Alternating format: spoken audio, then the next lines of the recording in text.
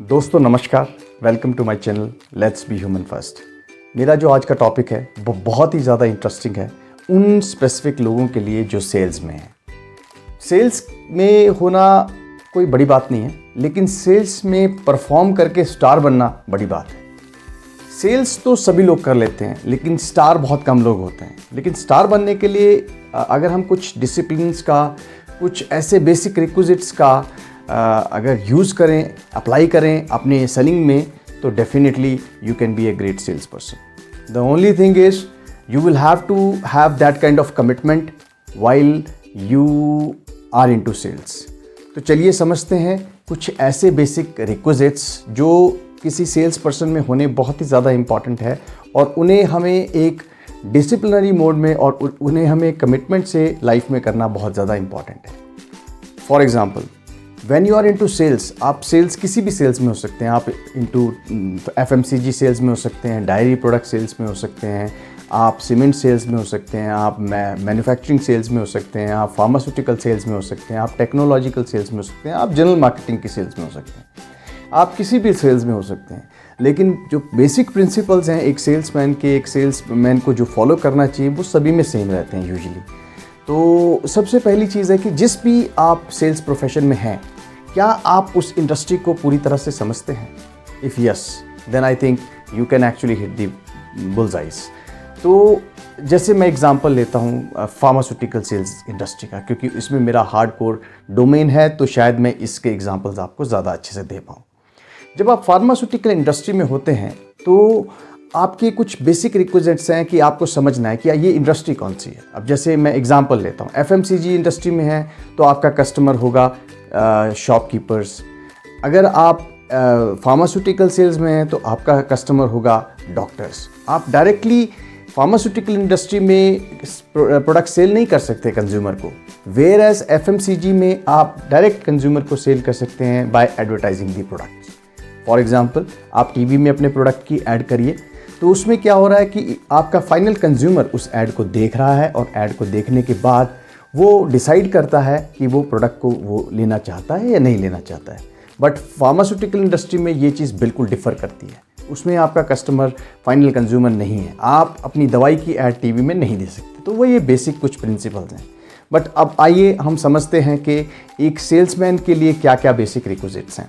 तो एक सेल्समैन के लिए जो सबसे बड़ा बेसिक रिक्विजिट है वो है अंडरस्टैंडिंग ऑफ द इंडस्ट्री जिस वो इंडस्ट्री में है। Number 2, understanding of the customer. अब कस्टमर की अंडरस्टैंडिंग क्यों ज़्यादा इंपॉर्टेंट है? Because customer is the one who will decide whether to buy your product, whether to consume your product और नॉट। क्योंकि बाइंग और कंजम्पशन ये दो चीज़ें डिसाइड करती हैं आपकी सेल्स। अगर आपकी कंजम्पशन नहीं है, आपकी बाइंग नहीं है, तो आप सेल कुछ भी नहीं कर पाओगे। How effective salesman you are. So consumption को बढ़ाने के लिए, कंज्यूमर की बाइंग हैबिट को इंस्टिगेट करने के लिए आपको कुछ बेसिक रिक्विजिट्स चाहिए सेल्स में। जैसे कि मैंने आपको कहा कि आपको कंज्यूमर की फाइनल परचेज बिहेवियर की नॉलेज होनी चाहिए, आपको इंडस्ट्री की नॉलेज होनी चाहिए जिस इंडस्ट्री में आप हैं, और इसी तरह से आपको ओवरऑल आपके कॉम्पिटिटर्स की नॉलेज होना भी बहुत ज़्यादा इंपॉर्टेंट है। तो ये तो हो गया बेसिक अंडरस्टैंडिंग ऑफ आपके कस्टमर, कंज्यूमर एंड इंडस्ट्री। उसके बाद आता है हमें अपने अंदर क्या क्या ऐसे चेंजेस लाने हैं जो हमें एक अच्छा सेल्स पर्सन बना सकते हैं। जैसे कि हमारा कम्युनिकेशन, ये एक बहुत इंपॉर्टेंट फैक्टर है। Because when you communicate something, possibly your communication decides the actual purchase behaviour of the customer. क्योंकि आप किस तरह से कम्युनिकेट करते हैं, आप अपने प्रोडक्ट को किस तरह से सेल करते हैं, आप अपने आप को किस तरह से प्रेजेंट करते हैं, दैट एक्चुअली डिसाइड कि फाइनल कंज्यूमर जो है या फाइनल परचेज़र जो है वो आपका प्रोडक्ट लेगा या नहीं लेगा। तो आपका जो कम्युनिकेशन है, it has to be very gentle, it has to be very crisp, it has to have less words with maximum meaning in it. तो आपको कम शब्दों में ज़्यादा चीज़ को प्रेजेंट करना है और पॉसिबली ये प्रेजेंट करना है कि this is thing which is called as why. आपने पढ़ी होगी एक अच्छी सी किताब बाय साइमन सिनेक, वो उनकी किताब का नाम ही है वाई। अगर आप ये चीज़ को समझते हैं वाई को, कि क्यों आपका कंज्यूमर आपका प्रोडक्ट कंज्यूम करेगा, या क्यों आपका परचेज़र आपका प्रोडक्ट परचेज़ करेगा, या क्यों आपका कस्टमर जो है उस प्रोडक्ट को लेने के लिए इन्फ्लुएंस रहेगा, so that why you have to find out. जो ये वाई है ना, ये सबसे ज़्यादा इम्पॉर्टेंट है। सेलिंग में। क्योंकि अगर आप परचेज़र को ये या कंज्यूमर को ये चीज़ कन्विंस कर देते हो, या जो आपका प्रोडक्ट कंज्यूम करने वाला है या परचेज़ करने वाला है, अगर वो समझ जाता है कि इस प्रोडक्ट की मुझे नीड क्या है, तो वो possibility of selling is very very high. उसके बाद आते हैं आपको उस प्रोडक्ट की स्पेसिफिकली नीड पे फोकस करना है। नीड पे, अब जैसे मैं आपको एग्जांपल देता हूँ। For example, when you communicate anything to the customer, या आप सपोज किसी को कोई चीज़ सेल करते हैं, ठीक है, तो जब आप उस पर्टिकुलर इंसान को वो चीज़ सेल कर रहे हैं, तो आपको उसके फीचर भी बतानी है, उसको आपको एडवांटेज भी बतानी है, बट सबसे ज़्यादा इम्पॉर्टेंट है उसके बेनिफिट्स। जैसे कि मैं एग्जांपल लेता हूँ, मैंने आपको एक मोबाइल सेल करना है, तो मोबाइल के फीचर बहुत सारे हो सकते हैं कि इसमें 3 कैमरा हैं, इसका कैमरे का जो है 3 कैमरे में जो है वो 50 मेगापिक्सल है, 70 मेगापिक्सल है, जो भी मेगापिक्सल है, ठीक है। तो ये सारे के सारे उस पर्टिकुलर प्रोडक्ट के हो गए। रैम, उसकी जो मेमोरी है वो इतनी मेमोरी 128 मेमोरी है या 256 GB मेमोरी है। तो ये सारे के सारे उसके फीचर हो गए।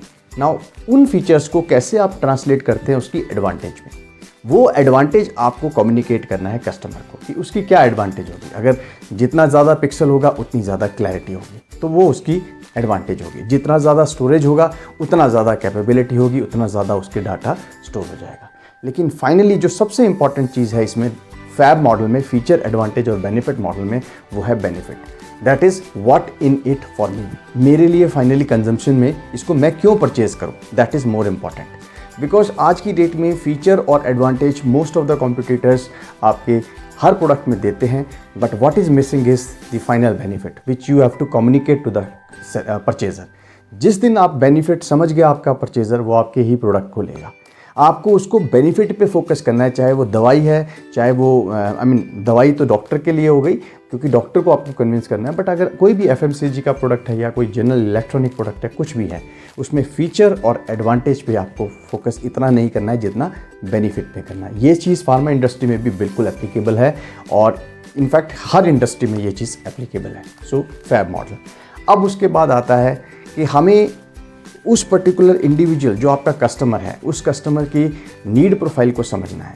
आप, जैसे मैं आपको एग्जांपल देता हूँ, ज्योग्राफिकल नीड क्या है उस पर्टिकुलर एरिया की, या उस पर्टिकुलर रीजन में क्या चीज़ ऐसी है जो वहाँ पे नीड क्रिएट कर सकती है। अब देखो, 2 चीज़ें होती हैं, या तो आप प्रोडक्ट की वहाँ पे स्पेसिफिक नीड है, नंबर 1, नंबर 2 वहाँ पे नीड नहीं है लेकिन उस नीड को क्रिएट किया जा सकता है, तो वो चीज़ भी आपको देखनी है। थैंक यू वेरी मच दोस्तों, ये था पार्ट 1।